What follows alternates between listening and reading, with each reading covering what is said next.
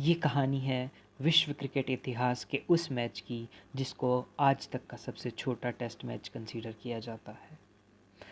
A day of shame, insult of world cricket.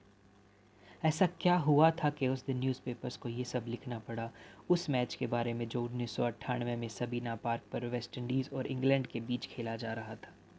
But as the match approached, questions over the state of the newly relayed wicket began to be voiced even louder.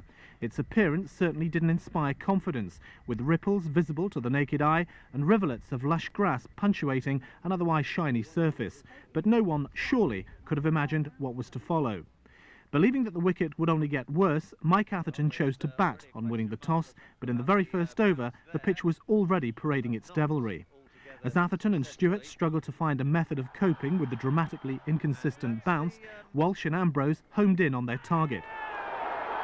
Well, Stewart's rubbing his shoulder. Walsh soon prompting Atherton to stab the ball to gully. And taken in the gully.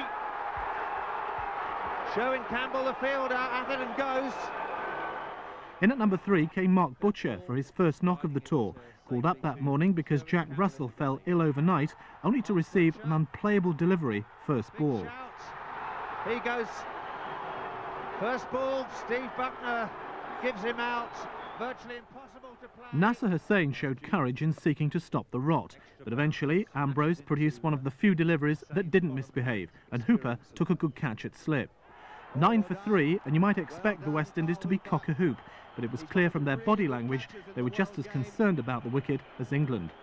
By now, the England physiotherapist Wayne Morton was almost a permanent fixture on the field, and everyone, players, umpires and the match referee Barry Jarman, were beginning to think the unthinkable.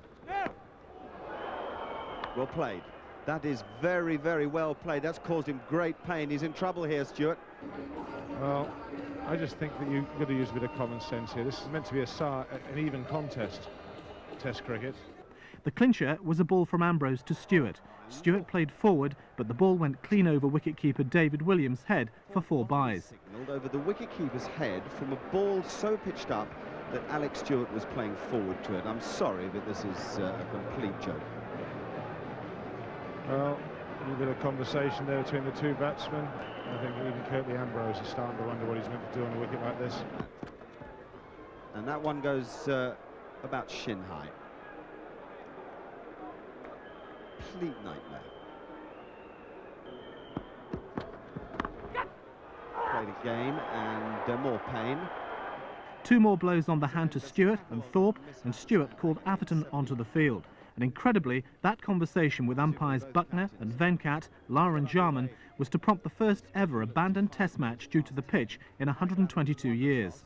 The crowd was shocked into almost total silence, hardly believing the evidence of their own eyes, and the realization slowly dawning that what so many had saved up to cross the world to witness was to end up like this. But after consultations with the ICC in London, there was a hastily called press conference at which it was confirmed that this was indeed the case.